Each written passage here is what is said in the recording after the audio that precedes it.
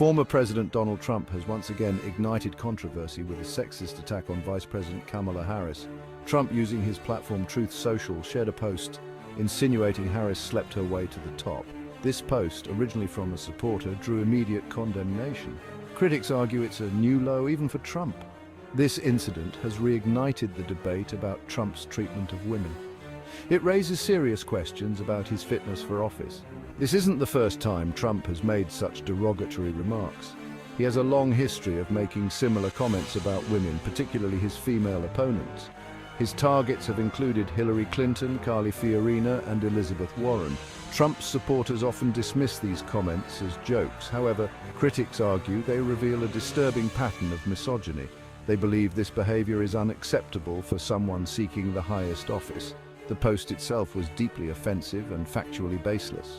It played into harmful stereotypes about women in power. It suggested Harris's accomplishments were due to sexual favors, not her own merit. This type of rhetoric undermines the achievements of women in all fields. It reinforces the idea that women can't succeed on their own. The incident has sparked outrage among Democrats. Many Republicans have also expressed concern. They worry Trump's behavior could alienate voters, particularly women. This could harm his chances in the 2024 election. The incident has also reignited a broader conversation about sexism in politics. It highlights the double standards women often face. Trump's history of misogynistic remarks is well documented. From his days as a businessman to his time in the White House, he has repeatedly made offensive comments about women. One of the most infamous examples is the 2005 Access Hollywood tape.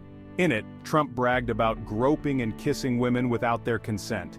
He dismissed his comments as locker room talk, but the tape sparked widespread outrage. Throughout his presidency, Trump continued to make disparaging remarks about women. He frequently targeted his political opponents. He called Hillary Clinton nasty and questioned her stamina. He mocked the appearance of female journalists. He made light of sexual assault allegations against Brett Kavanaugh. Trump's behavior has been widely condemned as sexist and misogynistic. It has raised serious concerns about his attitude towards women. Critics argue his words have real-world consequences. They contribute to a culture that normalizes and excuses misogyny. This, they argue, has a detrimental effect on society as a whole. Despite the backlash, Trump has shown little remorse for his comments. He continues to defend them as jokes or attempts to fight back against what he perceives as unfair treatment. This refusal to acknowledge the harm caused by his words only deepens the divide. It raises further concerns about his suitability for public office. Trump's latest attack on Kamala Harris has injected another layer of uncertainty into the 2024 presidential race. The incident has reignited the debate about Trump's electability. It raises questions about whether his behavior will alienate moderate voters. This is especially crucial in swing states, where elections are often decided by slim margins. Some analysts believe Trump's continued use of inflammatory rhetoric could backfire. They argue that voters, particularly women, are tired of the constant attacks and negativity. They suggest this could lead to lower turnout among Trump's base, or even drive voters to the other side.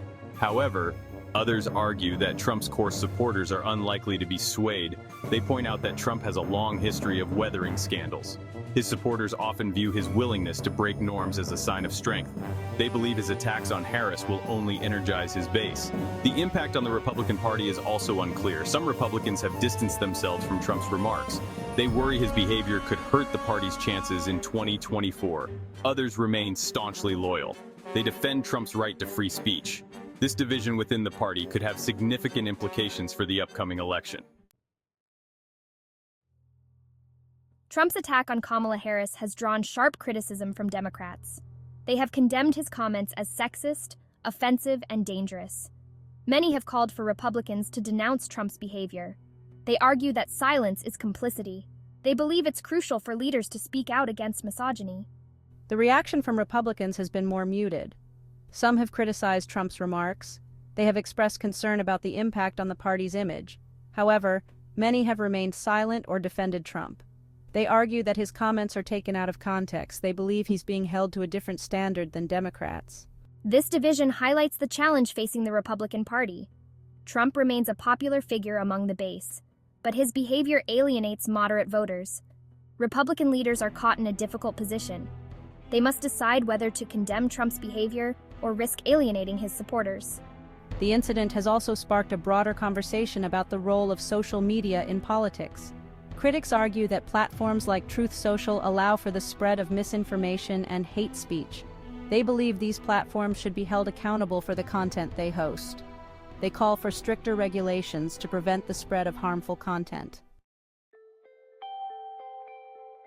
Trump's attack on Kamala Harris is not an isolated incident. It reflects a broader problem of sexism in politics. Women in politics often face double standards. They are judged more harshly on their appearance and demeanor. They are more likely to be the target of personal attacks. This sexism has real-world consequences. It discourages women from entering politics. It creates a hostile environment for those who do.